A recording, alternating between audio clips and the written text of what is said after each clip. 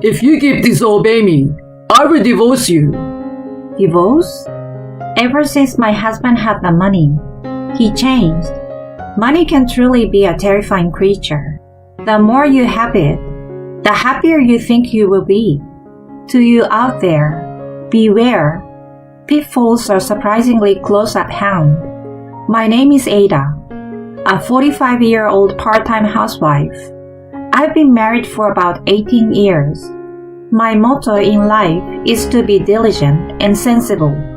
Despite experiencing marriage and childbirth along the way, I've never given up my job and have persevered to this day. My husband has also been working for a long time in a company. He never got promoted as he hoped, so our life wasn't easy. Nonetheless, we managed to support our family together and get by. We have 2 sons, one in high school and the other in middle school. If we don't indulge in luxuries, we can make ends meet, but financial worries never cease. How much will it cost to put both kids through university? Today, just like any other day, I'm facing off with household accounts, a calculator, and worries about money. Ada, what's wrong? You look stressed. My husband Arvin says this with a carefree smile on his face as he opens his 3rd beer bottle. This month, we had various expenses. We need to cut down somewhere. Cutting down? You're always the same, huh? Listen, even though you're laughing as if making fun of me, the beer you're drinking, you are drinking too much. The prices of things are going up recently, you know. Even beer isn't exempt from that. I muttered in frustration. And then, my husband laughed again, as if mocking me. Oh well, Ada, you're really stingy. What? Stop using that word. Sorry. We need to save up for the kids' tuition. And we also have to set aside money for our retirement. However, it seems my worries appear groundless to my husband. But Ada, you know what? When we retire, we will have our retirement funds, won't we? Plus, we will get pension payments. Arvin says this, but I'm filled with anxiety. Both of us are working as employees, managing somehow. But we don't know when the company might go bankrupt, or when one of us might lose our job. So I'm desperately trying to ensure that we can survive even in such situations. Ada, you're overthinking things, you know. Be more optimistic like me.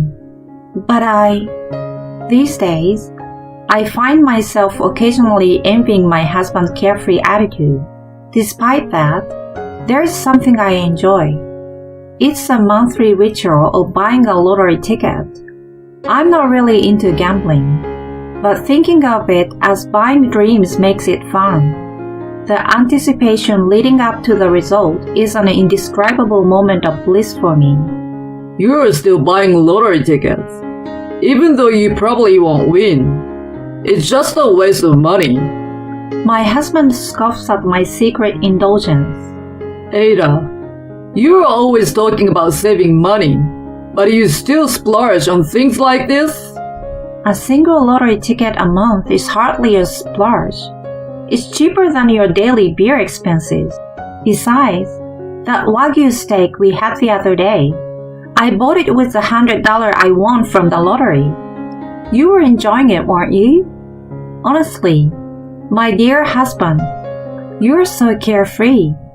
I have no shortage of complaints about my husband, but for now, we are managing to live as a family of 4. To be honest, that's enough to make us happy. We don't struggle for our daily needs.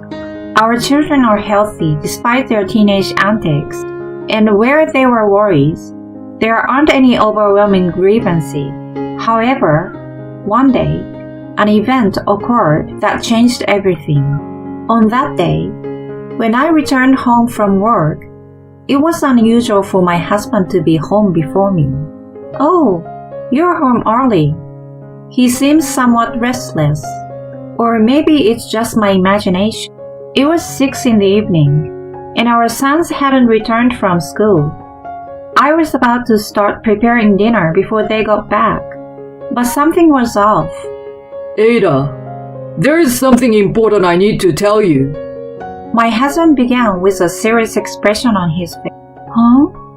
What's going on? Is everything okay? Just sit down for a moment, please. Following his request, I took a seat. Then, my husband pulled something out of his suit pocket. I won. Huh? You won? What are you talking about? This, look. Stop teasing me. Seriously, what is it? It's $3 million. I won $3 million in the lottery. What? I was lost for words. Really?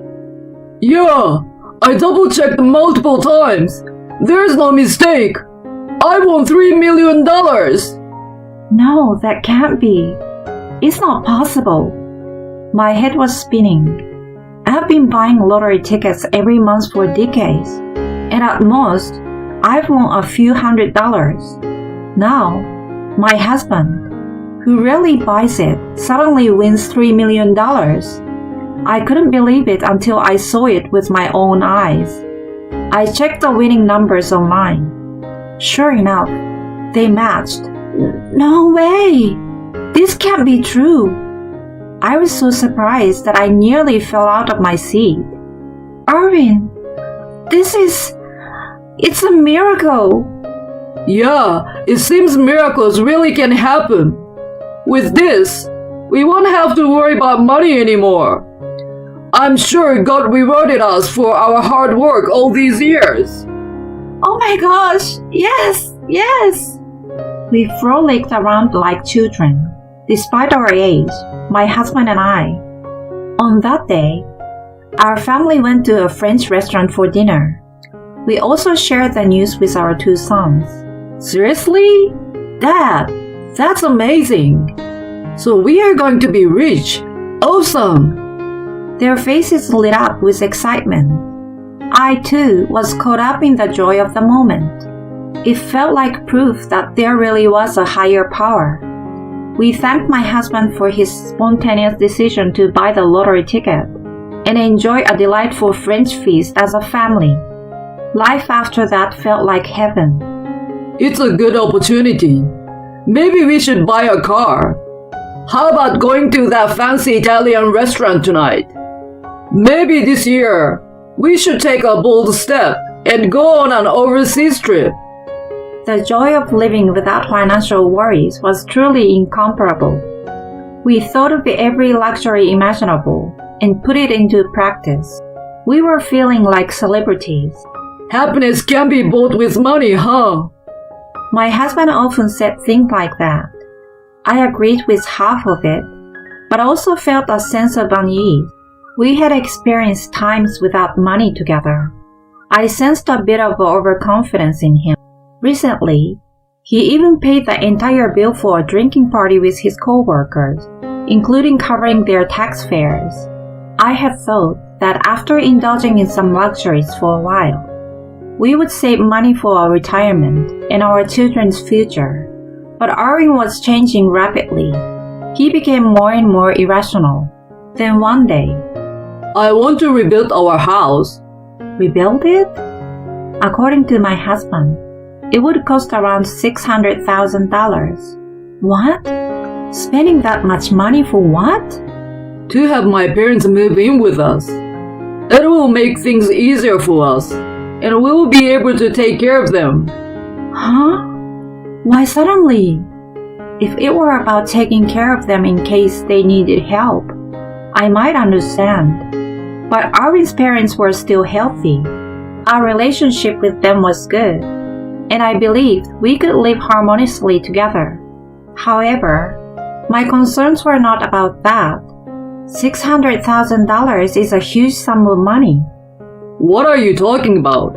We have the money, don't we? Wait. Let's calm down and discuss this a bit. I tried to persuade my husband. We can't just casually spend $600,000 like that. We don't need to rush into this.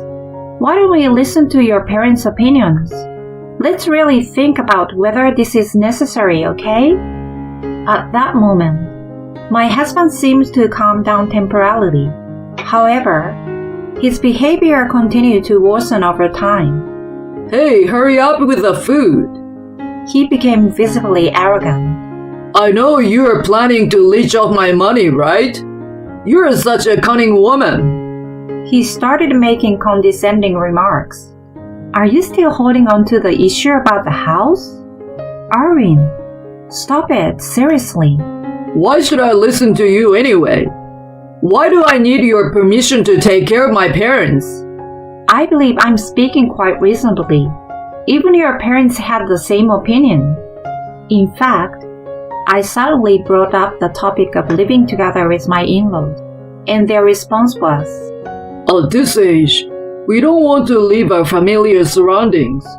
Plus, we don't want to be a burden to you. They said that. However, my husband wasn't convinced. After that, he continued to mutter complaints under his breath. Since then, our arguments only grew more frequent. Even over trivial matters, my husband would find fault and eventually say things like, You dislike everything about me, don't you? You're only after my money. And so, the situation worsened. The atmosphere within the household continued to deteriorate.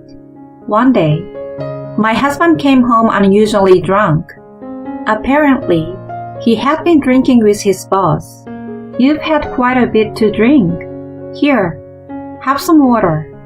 However, when I offered him a glass, he swatted it away. Hey, what are you doing?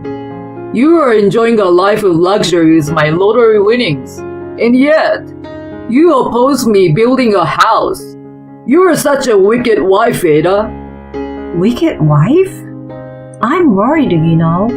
You've been spending money extravagantly, and you've already used up a considerable amount. Do you realize that? On top of that, if we build such a lavish house, we will eventually run out of money. We need money for our son's future and our retirement preparations, and upon hearing this, my husband's expression grew even more sullen. That's enough. If you keep opposing me like this, let's get a divorce. A divorce! What is this? Are you threatening me? I tried to dismiss it, thinking he might be saying such nonsense under the influence of alcohol.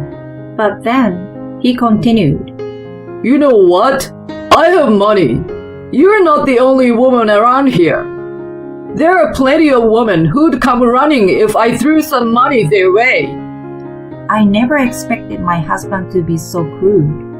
That was when he revealed that he had been fooling around with young women. If you want me to stay from now on, listen to what I say without complaining. We're going to build a new house and live with my folks. And I'm going to keep on cheating. At that moment, I felt my love for the man I'd been with for nearly 20 years fading away. Fine, let's get a divorce. I declared it right then and there to my husband. Huh? Are you serious? Yes, I am. You regret this. No, but you will. I stared at him with a cold gaze. I won't share any of the winnings with you. Is that okay? It's fine. Let's get a divorce. Don't regret this. Not long after, we got a divorce. Our two sons' custody was granted according to their wishes, and I received custody. My husband attempted to use money to sway our sons' decisions, but their determination remained strong. Nah, we enjoy luxury, but honestly, we prefer your cooking even more, Mom. It's quite unexpected for me. My sons would say something like that. We were getting fed up with Dad's attitude, to be honest. We'd rather have less than return to that house. I will work part-time to help us, you know. You guys, thank you. But you two don't need to worry about anything. Their words warmed my heart, and I couldn't help but shed a tear. And time continued to pass. It was around 2 years after the divorce.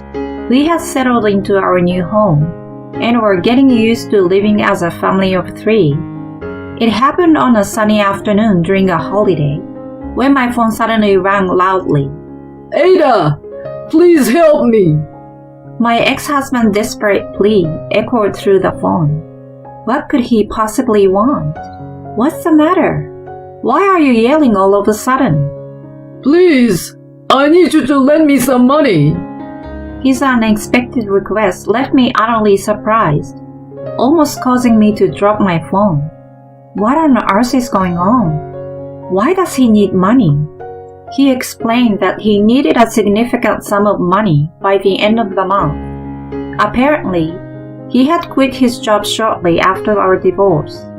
He had been persuaded by a consulting company to become the owner of a cafe. It seemed he had a dream of being on an employer's side rather than being employed. He was offering places and funding to people interested in running a cafe. This would make him the owner, and he would receive a portion of the cafe's profit. I will handle all the complicated stuff for you. We've been looking for someone like you. All you need to do is provide the initial investment. Your dreams can come true. This is your chance. Money needs to be utilized wisely, not just left to sleep. My ex-husband fell for those words and became obedient to the consultant. In the first few months, we were making profits, but gradually the sales started dropping. At this point, the consultant presented my ex-husband with another business opportunity. This time, it wasn't about a cafe. It was about becoming a real estate owner, buying apartments, repaying the loan with a rental income. Once the repayment is done, it becomes passive income. You've seen those ads, right? So I thought it was a safe bet. However, you see, we couldn't find any tenant at all, and the loan repayments turned out to be a struggle. I ended up using up the $3 million. What? Are you serious? All in just 2 years? That's unbelievable. Actually, I also built a house. After I divorced you, I ended up building a new house. She told me to do it. It turned out that after divorcing me, he had met a young woman in her 20s who was involved in the nightlife industry. He intended to use the cafe's earnings and the apartment rental income to cover the loans for the house and the vacation home. However, with no substantial income from the cafe or real estate, he ended up using up the $3 million for loan repayments. Still, the consultant seems to be quite competent. They found a perfect victim like you and managed to pull off their scheme. Well, can't you sell the vacation home or the house? That way, you could at least liquidate some assets, right? If I do that, she might leave me. Plus, even if I sell, the debt will still remain. Hey Ada, how much savings do you have? Can you contribute a little to repaying the loans? What? Why should I? Are you kidding me? You are a stranger to me. Don't be so cold. We were a couple once, weren't we? And you completely destroyed that, didn't you? Ada, please. I'm begging you. I was so disgusted by his pitiful state that I couldn't find the words. At the same time, I felt grateful for divorcing him back then. It was a relief not to be caught up in this mess. I had sensed his skewed sense of money even before, but I never imagined it would escalate to this extent. Anyway, you are just a stranger to me now. Well, I suppose I could consider waiving the child support. Child support? Yeah, that's right. Could you give back the child support I've paid so far? In return, I will take care of the kids.